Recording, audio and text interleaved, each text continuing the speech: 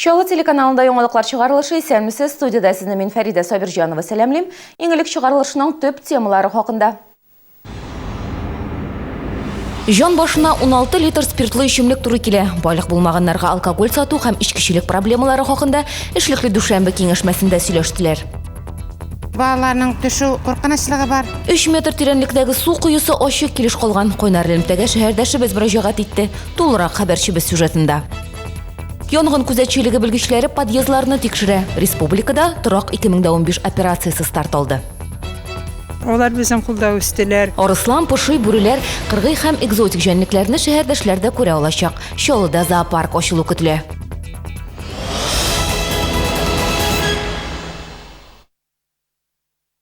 Байлык булмаганнарга алкоголь эчемлекләр сатучыларны халык белергә тиеш. Бүген эшлекле дүшәмбе киңәшмәсендә шундый тәкъдим яңгырады.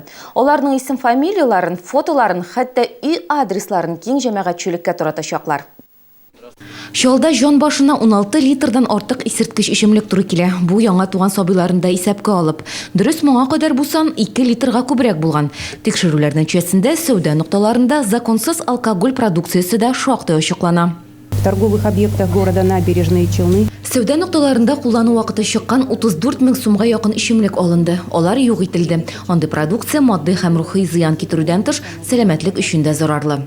Эчүчелек аркасында җинаятьчелек тә арта. Хукук сакчылары бу ике төшенчәнең турыдан-туры бәйле булуын билгели. За неполные 2 месяца текущего года уже. Әле 2 ай үтмәде, инде 10 үтерү очрагы теркәлде. 16 очракта кеше сәламәтлегенә җитди зыян китерделәр. 7сендә кеше гомере өзелде. Спиртлы эчемлекләр һәм бу җинаятләр арасында турыдан-туры элемтә бар. Шуңа күрә ичкечелек белән көрәш катырак булырга тиеш. Башкарма комитет җитәкчесе фикеренчә, законсыз исерткеч сатучыларны халык белергә тиеш. Дәүләт бизнесменнарга сәүдә өчен шартлар тудырган, ә алар кагыйдәләрне үтәми. На глазах. Күз алдында бәлик булмаганнарны эчүчелеккә тарталар. Кибетләрне, хуҗаларның фамилияларын әйтергә кирәк, ә без бу хакта сөйләргә куркабыз. Ә менә шәһәрдәшләр арасында эчүчелек проблемасына фикерләр төрлечә. Карап торсаң да 16-15 яшьтән хәзер бала чагалар пиво күтәреп йөриләр. Һәм дә шул тәмәке тарталар инде. Ну, ничек дип әйтим, шуңа каршы кирәк. Менә минем үземнең анагым да эчми, Аллага шөкер, балаларым да вообще мин думаю хәзер бик тәртипле хәзер кеше, все равно әлегрәк күбрәк эчәләр.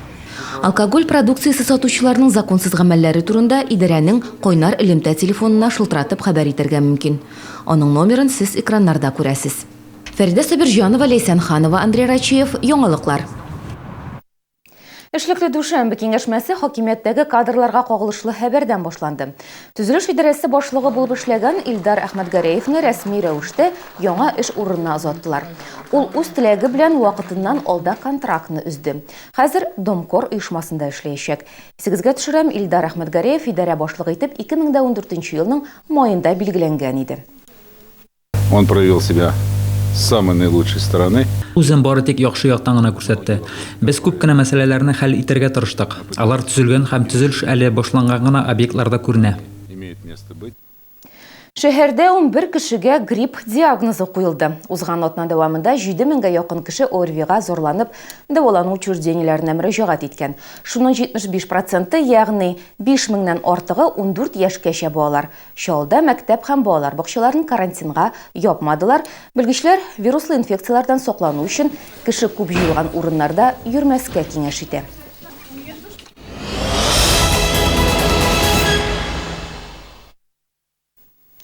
Бәлә аяк астында 32-нче комплекстан 2-нче гимназияга илтүче сукмакта куе ачык ята. Шалтывының Койнар элемтә телефонына борчулы шәһәрдәшләрдән шундый мөрәҗәгать кабул ителде. Алар коммуналчыларның үз эшләренә җавапсыз каравына зарлана. Рәмзия Минхаирова куены иртә белән оныгын мәктәпкә озатканда күреп ала. Аның тирәнлеге 3 метр. Аны карасында күрмичә балаларның төшеп китүе бар дип борчыла. 32-нче комплекста яшәүче шәһәрдәшебез зарын безнең Койнар элемтә телефоны аша җиткерде. Бу юлдан күп һәр көн күпме бала йөри, урамнарга, мәктәпләргә. Балаларның төшү куркынычлыгы бар. ЖЭКның инде эшләве бик әйбәт дип әйтеп булмый инде. Карамыйлар. Ул бар кеше өчен дә ни инде алып белеп кенә алмый, бала гына төшә дип булмый. Ала кеше дә төшәргә мөмкин. Шулай бит инде. Көннәр Хәзер бит караңгы, не кайтканда любой кеше төшәргән мөмкин инде. Кuyuның капкачы бетон нигезе белән кубарылган. Коммуналчылар әйтүенчә, бу урында газ хезмәткәрләре 2 атна элек ремонт эшләре башкарган булган. Колодец находится не на нашем балансе.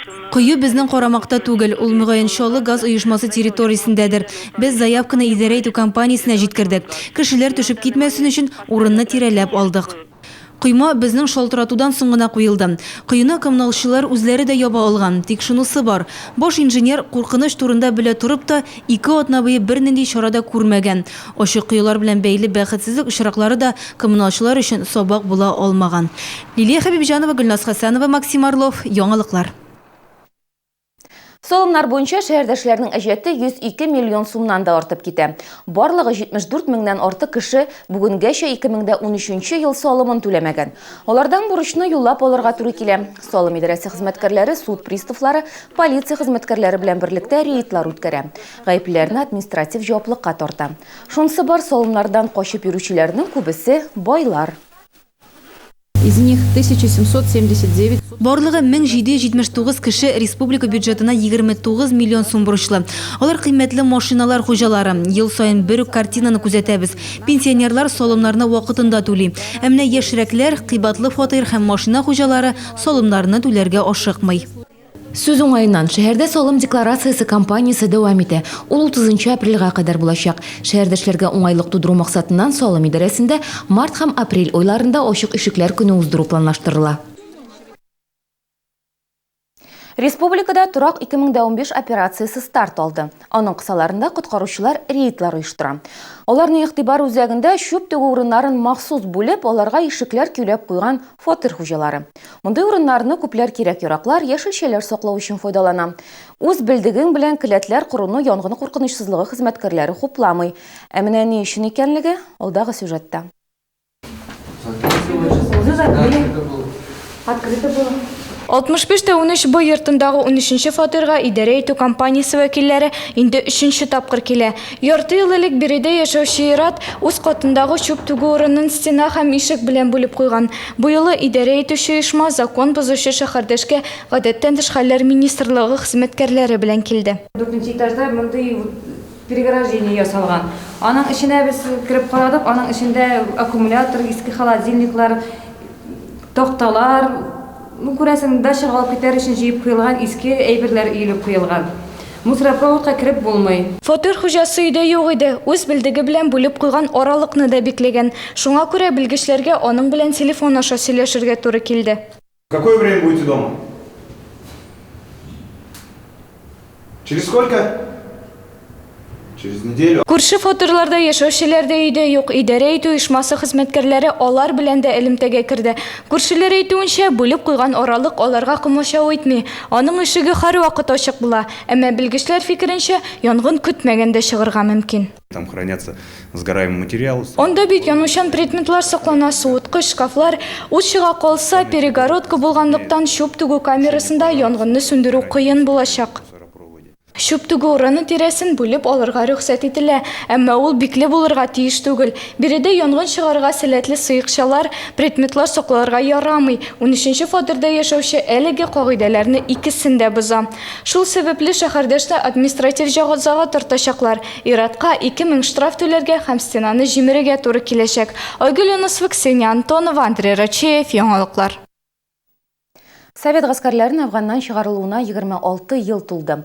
Бу сугышта 2000-гә якын шәһәрдәшебез катнашты. Шуларның 34-е яңадан өйләренә әйләнеп кайтмады.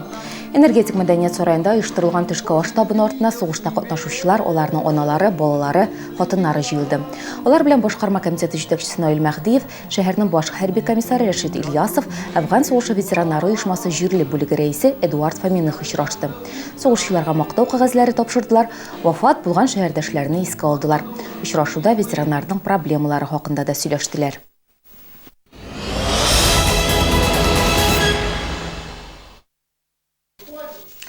Тиздән Чаллыда теләгән һәр кеше кыргый һәм экзотик җәнлекләрне күрә алачак. Шәһәрдә зоопарк оештырырга телиләр. Хайваннарны Тулпар ат мәктәбе мәйданында урнаштырачаклар. Бүгенге көндә төзелеш эшләре бара.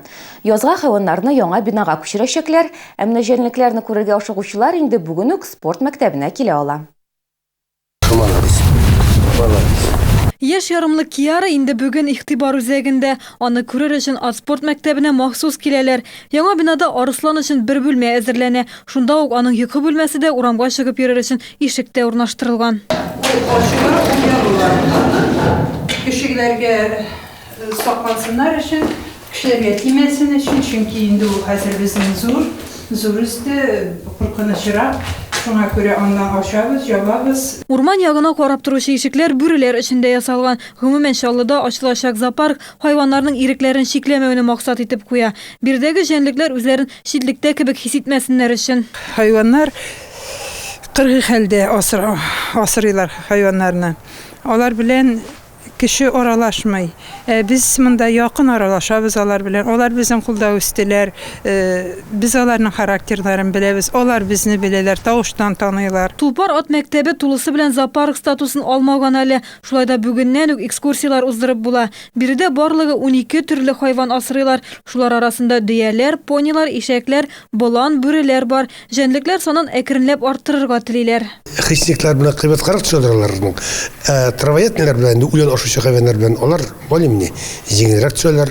Шул вакытта кошлар да булачак, куяннар һәммәсе. Йылан булыр, маймыл булыр, төрле ниләр булырлар инде теге күселәр һәммәсе дә.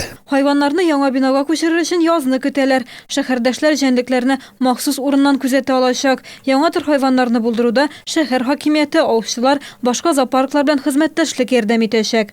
Гүзәл Шихапова, Дмитрий Рачеев, Яңалыклар. Бу сезгә җиткерәсе соңгы мәгълүмат иде. Мин сезнең белән саубулашам. Исән-имин булыгыз.